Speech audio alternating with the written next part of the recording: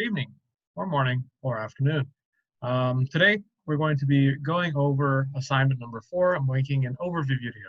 So as per usual, what that means is we're just going to be going through each and every single one question and just making sure we all get it. And so what I'm starting with here is our Schoology site. Just so you know, if you have questions or concerns you want to bring up, and for some reason you leave class early, or I have to leave class early, or you can't reach me on Schoology, Remind, or email, show up on office hours or set a time so we can meet up at office hours. It's a great place to ask questions, or typically one-on-one. So just be aware of that. That exists. So assignment number 4 is now in a week 6 folder. Just have to click on that, open it up. It gets up to week 4. So what that's going to look like, we're just going to open that up in a new tab. Click on that. It takes us here. Copy and paste all of it into our evidence notebook, and you'll see here that I've already done so. A little bit extra. So this assignment is concerned with learning target number 3. What is learning target number 3? Let's take a look. We're performing an investigation. We're going to be gathering evidence. And we're going to be comparing the structure of substances and the strength of electrical forces in their particles. But really, the focus is on this part. You could plan and perform an investigation to gather evidence. The full learning target is a little bit more in detail, but we'll get to that later. Really, we're focusing on the gathering evidence part. And what we're really focusing on is gathering with accuracy, right? Calculating data with accuracy and precision. So let's zoom in. So on the screen, we have a nice level of zoom going. First question, as per usual, is the vocab. Make sure when you copy and paste it, you are adding onto your table of contents. You should. So vocab numbers 10 and 11. Let's take a look at what those are. Accuracy and precision. To sum up, aside from the definitions that you get in your book on page, I believe, 22, for an example, accuracy is how close you typically are to a given value, right? If I asked you to guess my age, most of you guys would guess correctly, and that would make you accurate. However, if you guess repeatedly and you're around the same target, around my correct age, right? That's actually an instance of imprecision. You're not being precise. So the difference here is precision is a value you could hit repeatedly over and over again. It's more of a measure of technique. Accuracy is a measure of how close are you to a true value? How close are you to an accepted value? So, for predictions, numbers 2, 3, and 4, this is on you guys to answer. I'll go over them real quickly, but in all honesty, this is very straightforward because you have examples of this in real life. What are some differences between accuracy and precision? Well, the most common that you'll find are found in video games or sports, right? Someone who is accurate in football can toss another player the ball and they'll catch it with accuracy, right? You hit the target. Precision is different. Precision comes into play whenever you're trying to hit that field goal, or if you're playing soccer, whenever you're trying to get the ball into the net. Precision means you're going to hit that field goal, you're going to hit that regular goal over and over again. And if you're precise enough, you'll be always coming up onto the field. If you're accurate with a toss, you'll always be on the field. You typically want both, but those two things are not necessarily the same. So yes, for number 3, can you be accurate but not precise? Use what I just said to help you out here. Can you be accurate but not precise? There are plenty of instances where that can happen. Think about a KD ratio in the latest Call of Duty games, right? Can you be accurate but not precise? Sure you can. Kind of gave away the answer. For number 4, how would you estimate the number of marbles in a jar without opening them up and counting them?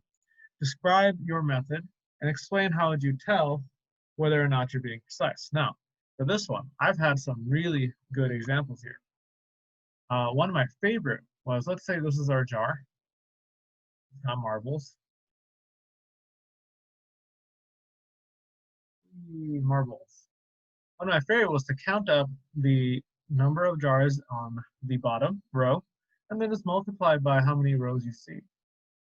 So that's one way to do it. And it's completely valid.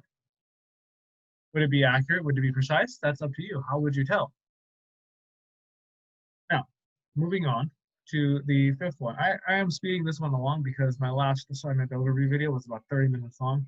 And that's pushing it a bit for as far as attention spans are concerned. Now, for numbers 5 through 16, we're basically filling in this chart. As you can see on the screen, I've already filled it in, and I fill these things in. I leave them filled in after we go through them as a class. Reason being, I don't want you to fall behind your peers. So, how did I get these numbers? Well, if you click on this link, you take it to a YouTube video. And in that video, we go through the experiment. We measure something by volume. Basically, we take liquids, known amounts of liquids, and we're like, okay, it could fit this much liquid, therefore it could fit this many marbles. So, one thing I want to point out that you may not be aware of, as far as videos go, if you are having trouble, I don't know, keeping up with my speed as far as vocabulary is concerned, please turn on the subtitles. I try my best to enunciate every word so that the Google Auto Translate feature gets my voice accurately. And as far as I could tell, it's doing a pretty good job. The descriptions also typically will have useful information. So in this video, I performed the data gathering and collection parts for the lab. We're doing two types of measurements, measurement by volume, measurement by mass. We got the different timestamps, right? Descriptions of where they are. So just be aware that this is a thing that happens. So, volume of the beaker. So the method that we're using here is we're going to measure a known amount of space. So we know a beaker contains 140 milliliters of space. We fill up a jar with a known amount of water. Turns out to be 260 milliliters, and we're ready to get started. Inside the beaker, we're able to fit in 40 jars or 40 marbles inside that 140 milliliter space. That means per milliliter, we are fitting in about a third of a marble. So we could kind of extrapolate that data. We could say, okay, well, if a third of a marble fits in 1 milliliter, how many marbles would fit in 260 milliliters? And so that's what we do. We just take our 0.286, multiply it by 260, and we get 74 marbles. That is fairly close to the actual value, right? The actual value of marbles, which I have off to the side here, of 71. So in that video, you see me put them in, and I know exactly how many marbles I put in. I put in 71 marbles, but using this measurement method, we're able to estimate with relatively high accuracy 74 marbles. That's pretty good. Using another method, measurement by mass, we take the mass of the beaker. We put in 40 marbles into the jar or into the beaker, like we did last time, and we kind of compare. The mass of the beaker is 82.1 grams. We put in those marbles, and it becomes 299.8. So on average, the mass of the marbles, or so just not average, the mass of those marbles, there are 40 marbles I put into the beaker. The mass of all 40 of those marbles is 217.7 grams. If I divide that number by 40, I get the mass of one marble on average, which is about 5.44 grams. The fault with this method, and I'm telling you this right now, the fault with this method is these marbles are not perfectly spherical, right? They are oblong shapes. They're not very similar to each other. So this average that we're taking is not necessarily the best choice, but it's the only one we have available. So we take the average mass of these marbles. So we take 217 and we divide it by 40 and we get 5.44. That's the average mass of one marble. So we fill in our jar. We take our measurement of the jar. We throw in 71 marbles, just like before. We take the weight of that jar filled up. When it's filled up, we see that it's gained 473.5 grams worth of mass. And so we just divide. 473.5 divided by 5.44, we're going to get 87 marbles. We're way off the mark as far as accuracy is concerned. 87 when the actual value is 71. Now, that takes us to the next part of our lab, the meat of our lab. It's an accuracy and precision kind of lab, so we're going to test how accurate we were. We're going to test how precise we were. And to do that, we need an equation. And so the equation here is this. We have the percent error, which is equal to the value in the experiment, the value you got from your experiment, minus the accepted value, the actual value, right? The actual value of marbles we had in the jar. So the absolute value of that. All divided by, again, the value accepted, the value actual, the actual value of marbles inside the jar times 100. And so I've shown you in class how to do this, but I'll do it again. To insert an equation, what we're going to do is we're going to go to insert, equation. We're going to insert a fraction. So second to the right, there is our fraction. And at the top of that, we have an absolute value. The first thing we're going to put in is our value that is experimental, the thing we got from the experiment. Then we're going to subtract it from the value that is actually there, all divided by the value actual. And then we're going to multiply by 100. And this will give us percentages. So for number 17, for number 17, what is the percent error when using measurement by volume? And so we take for our value experimental 74.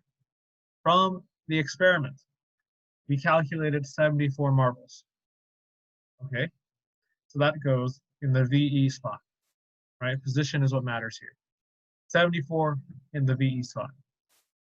For the actual amount, we put 71 in both of them.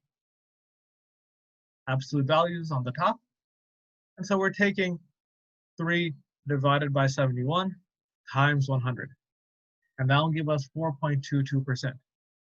Now for a discussion on accuracy, a percent error, what that is basically how wrong you are. The higher your percent error, the more wrong you are. And so it's good that our number here is 4.22%. It's really good, actually. In most chemistry labs, if percent error of 5% or 10%, either one, will typically have you redo the entire lab. And at higher levels, that is a valid threat. Most organic chemistry labs, as I recall, were about 3 hours long. Some of them, the shorter ones, were about 45 minutes. Either way, that's time that you would have to come in on the weekends to redo an entire experiment.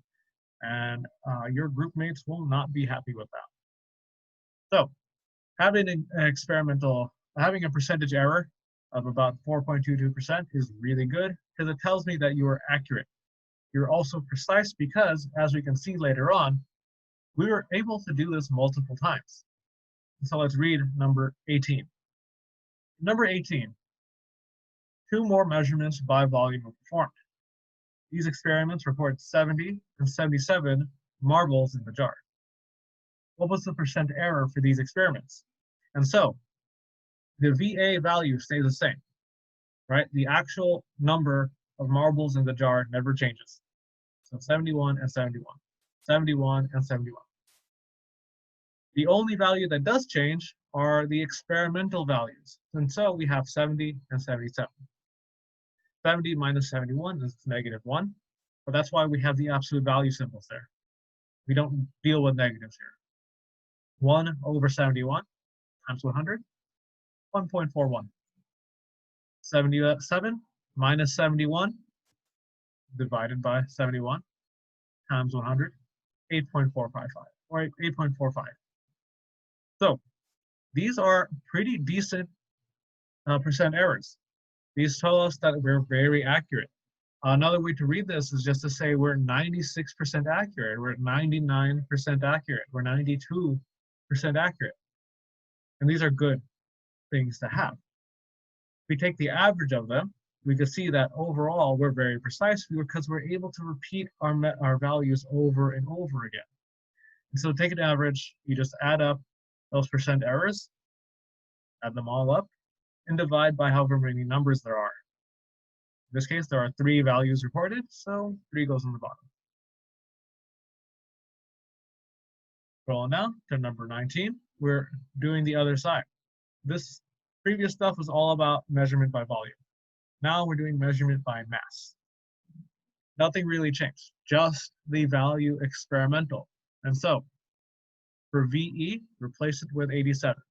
For VA, replace it with 71 and 71 both times. And so you're going to get 87 minus 71, which is 16. 16 divided by 71 times 100, 22%. This is ridiculously inaccurate. If you see any number higher than 10%, that's already grounds to redo a lab. If you're at 20%, you are way off the mark. It is insane how wrong that one was. And there are reasons for that, don't get me wrong, but it's still highly inaccurate. Now, same dealio, 2 more measurements were performed. 2 more measurements by mass were performed for number 20. 2 more measurements by mass were performed. These experiments reported 80 and 75 marbles in the jars. What was the percent error for these experiments? Do the same thing. 80 and 75, replace the VE position with 80 and 75. Carry out the equation. We get a nice trend.